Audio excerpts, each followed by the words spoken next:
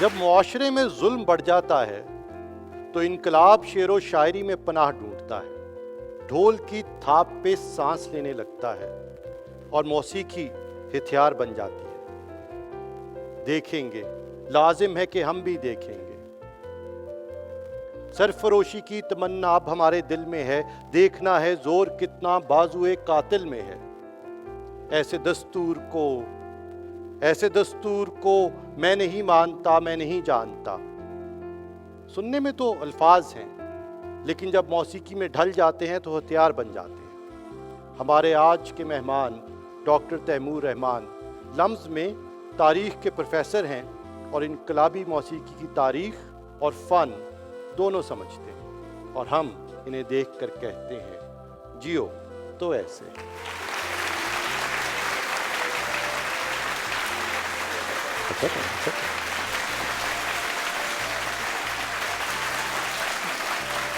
السلام علیکم۔ جیسا کہ آپ نے سن لیا، میں پیشے کے اعتبار سے ایک پروفیسر ہوں، اور میری جو آج پریزنٹیشن ہے اس کا عنوان ہے کہ میوزک کین فائٹ، موسیقی جو ہے وہ بھی جد و جہد کے اندر حصہ لے سکتی ہے۔ میں نے جو تحقیق کی، جو میں نے ریسرچ کی، وہ میری کتاب کے اندر شائع ہوئی۔ اس کتاب کا عنوان ہے پاکستان کا طبقاتی نظام، the class structure of Pakistan. 2012 کے اندر یہ چھپی، اور اس کتاب سے بھی میں پڑھاتا ہوں، دوسری کتابوں سے بھی ظاہری بات ہے پڑھاتا ہوں۔ جو چیزیں میں اپنی کلاس میں پڑھاتا ہوں انہی چیزوں کو میں چاہتا تھا کہ کلاس سے باہر بھی پڑھاؤں، مگر کیا ذریعہ ہو سکتا ہے، کس طرح میں لوگوں تک پہنچ سکتا ہوں، اور کچھ ایسے ذریعے سے پہنچوں، کچھ ایسے طریقے سے پہنچوں کہ لوگ لطف اندوز بھی ہوں، انجوائے بھی کریں اور سیکھیں بھی۔ اس لیے میں نے ایک تو جو پروجیکٹ کیا، ایک جو کام کیا، وہ یہ ہے، شاید آپ نے دیکھا ہو، ہسٹری آف فلاسفی ان اردو، جو کہ ٹی وی پر نشر بھی ہوا، سوشل میڈیا پر اویلیبل بھی ہے۔ پبلک ایجوکیشن میرا ایک کام ہے۔ مگر جو دوسرا میں نے کام کیا وہ یہ تھا کہ میں نے ایک بینڈ بنایا جس کا نام تھا لال۔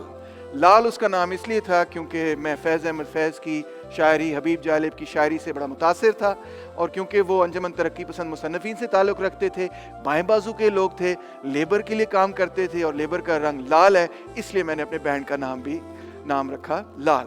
اور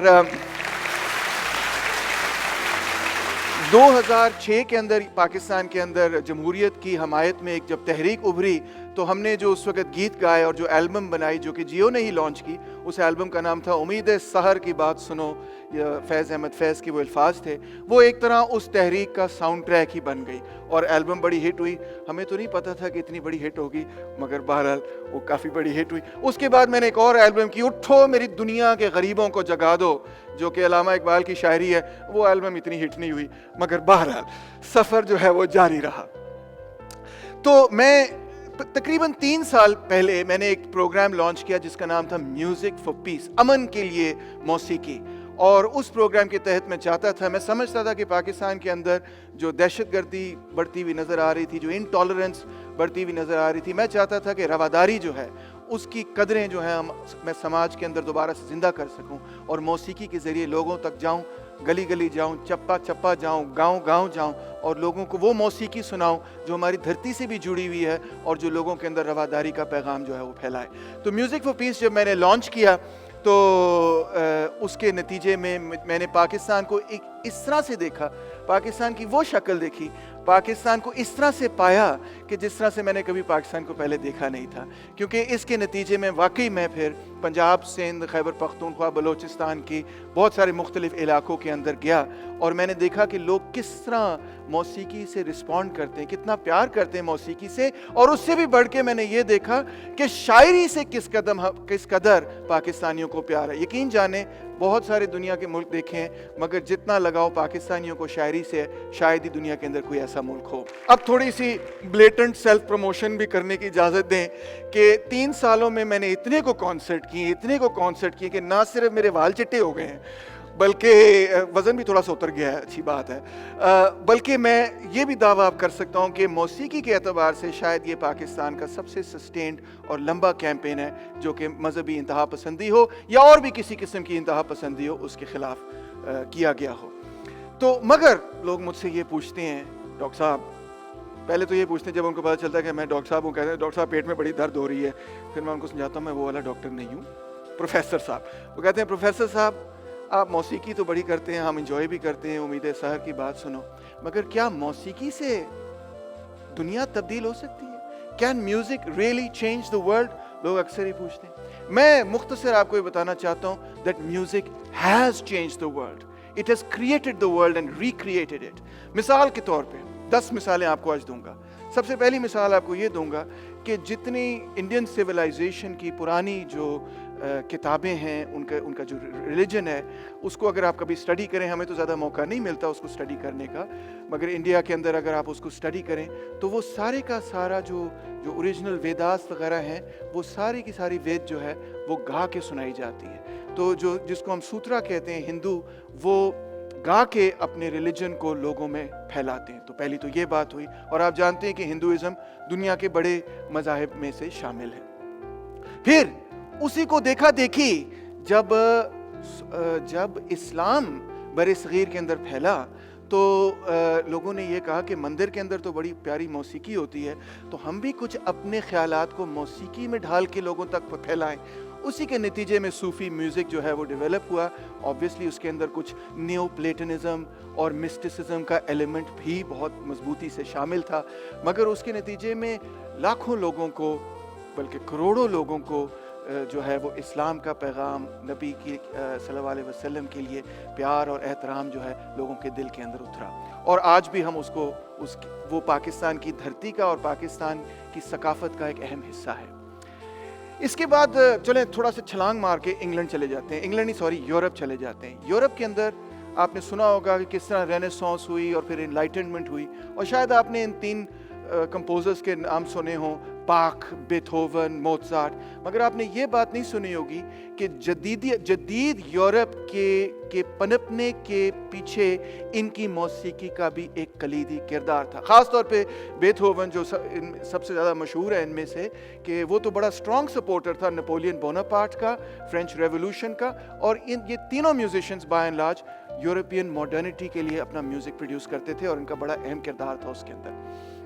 اسی طرح ہم دیکھتے ہیں کہ امریکہ کے اندر جب امریکہ ایک جنگ کر رہا تھا ویتنام پہ، تو امریکہ کے اندر ایک موومنٹ ابھری اس جنگ کے خلاف، اور وہ موومنٹ اتنی بڑی بن گئی کہ 1969 میں آپ دیکھیں کتنے لاکھوں لوگ جو ہیں وہ ایک جگہ جمع ہو گئے، ایک پنڈ کے اندر جمع ہو گئے.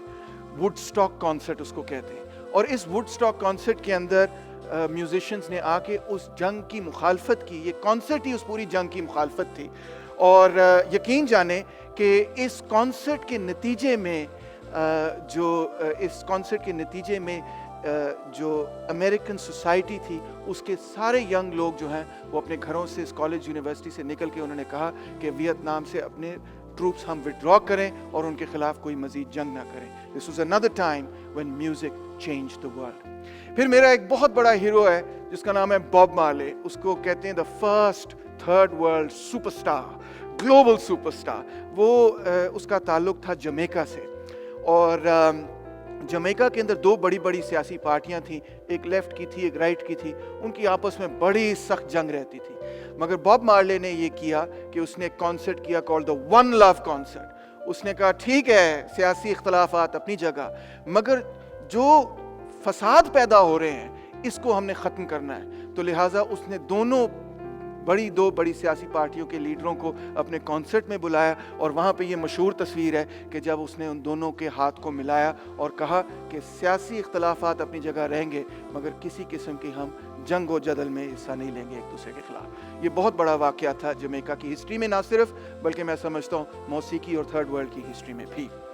اسی طرح آپ دیکھیں ایتھوپیا کے اندر فیمن جب ہوئی تو آپ نے سنا ہوگا، آپ نے تصویریں شاید دیکھی ہوں کہ وہ بچے جو ہے سسک کے پانی بھی نہیں ان کو مل رہا، برے حالات تھے.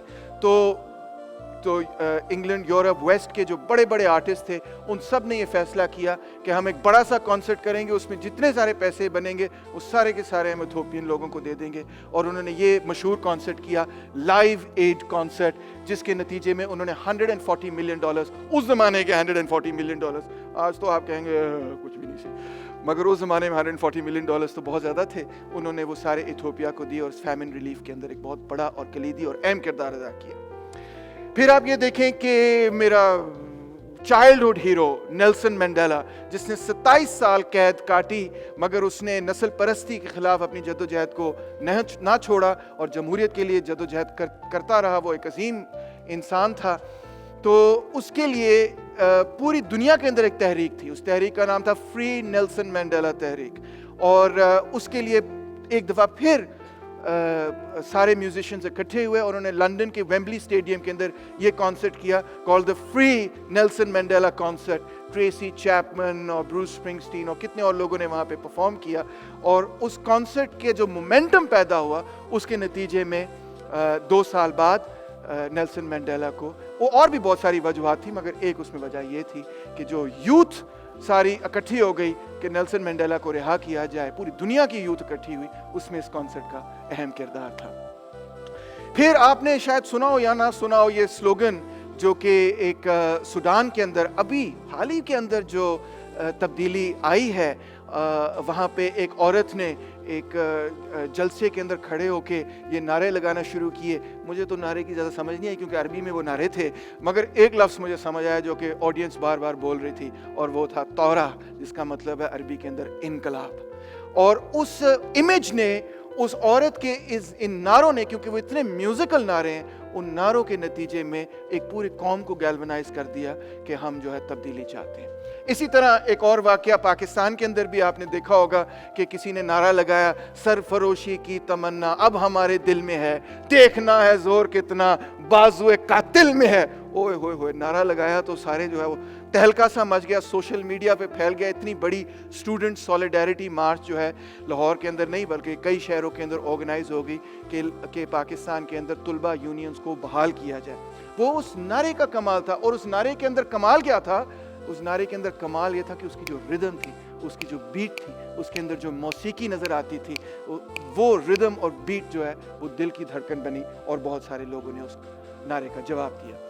اب اسی طرح ایک اور سلسلہ بنا پڑا ہے اسی وقت، آپ نے شاید ٹی وی پہ دیکھا ہو یا نہ دیکھا ہو، انڈیا کے اندر. اور وہ یہ ہے کہ انڈیا کے اندر IIT ایک بڑی، کانپور کے اندر ایک بڑی مشہور یونیورسٹی ہے. وہاں پہ کچھ نوجوانوں نے فیض احمد فیض کے لفظ دہرائے کہ ہم دیکھیں گے، لازم ہے کہ ہم بھی دیکھیں گے وہ دن کے جس کا وعدہ ہے جو لوح ازل پہ لکھا ہے. جب اس نے یہ لفظ سنائے تو تہلکا مچ گیا اور کچھ لوگوں نے بڑا اعتراض کیا. انہوں نے انکوائری کھول دی کہ نہیں یہ تو بڑے غلط قسم کا گیت ہے، یہ اینٹی ہندو ہے یا جو بھی. مگر اس کی بھی بڑا دلچسپ ریئیکشن یہ ہوا کہ اب انڈیا کے اندر ینگ لوگ، نوجوان جو ہیں، نہ صرف فیض کو پڑھ رہے ہیں بلکہ سوشل میڈیا پہ فیض کے ہم دیکھیں گے کا جو گیت ہے، جو اقبال بانو نے ہمارے 1980 کے اندر یہاں پہ گا کے سنایا تھا اور پوری قوم کو آپ کہہ سکتے ہیں کہ اس گیت سے پیار ہو گیا. تو وہ اب انڈیا کے نوجوان سوشل میڈیا پہ ریکارڈ کر رہے ہیں. کس مقصد کے لیے؟ اس مقصد کے لیے کہ ہم گائیں گے فیض. کون ہمیں روک سکتا ہے فیض احمد فیض گانے سے؟ تو یہ بھی ایک ریبیلین کا گیت بن گیا، ایک نعرہ بن گیا. تو these are the different ways in which میں سمجھتا ہوں کہ music has change the world and is changing the world. میرے اس ناچیز کی بھی تھوڑی سی کوشش ہے کہ میں بھی کچھ موسیقی سے آپ کو فیض احمد فیض، علامہ اقبال، بابا فرید، بابا بلے شاہ کا کلام، حبیب جالب کا کلام جو ہے وہ سناؤں، تاکہ شاید اگر کوئی ہوا نے ساتھ دیا، تاریخ کی ہوا نے ساتھ دیا، تو شاید پاکستان کے اندر بھی وہ تمام مسائل جو ہم اس پینل پہ سنتے آ رہے ہیں اس میں کوئی بہتری آ سکے. بہت شکریہ. Taimur, doctor Taimur, professor Taimur. جی. Well, our show is all about inspiring people to do more, be more and achieve more. Thank you. So for you, I've brought this instrument which you might recognize. یہ آپ کا guitar ہے. جی بالکل. اور کیونکہ آپ لوگوں کو انسپائر کر سکتے ہیں انقلاب کے لیے، جی آپ لوگوں کو دل کے اندر تبدیلی کی خواہش پیدا کر سکتے ہیں اور یوتھ کو گیلونائز کر سکتے ہیں. سو اس کو ثابت کرنے کا ایک ہی طریقہ ہے اور وہ یہ کہ یہ گھوڑا اور یہ مداح. زبردست جی. Here we go.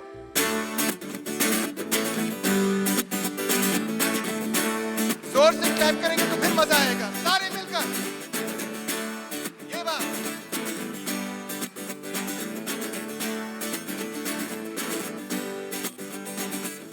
اٹھو میری دنیا کے غریبوں کو جگا دو کاغے عمرہ کے در و دیوار ہلا دو گرماؤ غلاموں کا لہو سوزے یقین سے کنچک کے فرمایا کو شاہی سے لڑا دو سلطانی جمہور کا آقا ہے زمانہ جو نقش قوم تم کو نظر آئے مٹا دو جس کھیت سے دہقاں کو میسر نہیں روزی اس کھیت کے ہر پوشائے گندم کو جلا دو اٹھو میری دنیا کے غریبوں کو جگا دو اٹھو میری دنیا کے غریبوں کو جگا دو اٹھو میری دنیا کے غریبوں کو جگا دو اٹھو میری دنیا کے غریبوں کو جگا دو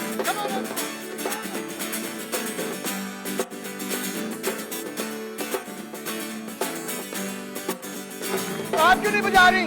شاباش ایوری بڈی ٹوگیدر یہ بات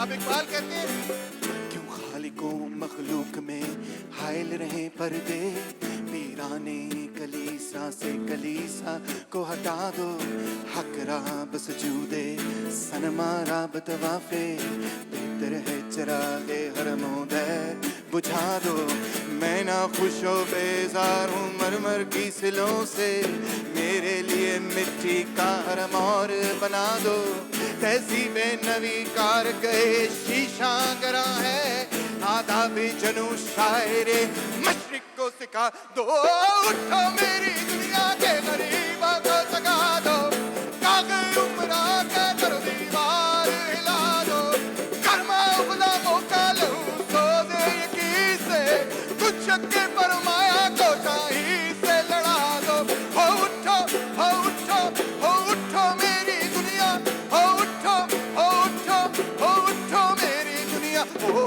اٹھو ہو اٹھو ہو اٹھو میری دنیا ہو اٹھو ہو اٹھو ہو اٹھو میری دنیا کے غریبوں کو جگا دو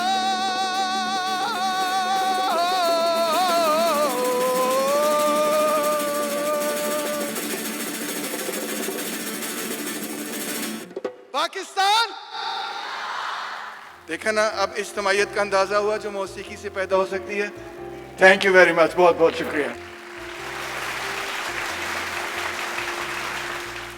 آج کا شو یہیں ختم ہوا. امید ہے this show has inspired you to do more, be more and achieve more, بلکہ مور سے بھی زیادہ. ٹیلینور پریزنٹس جیو تو ایسے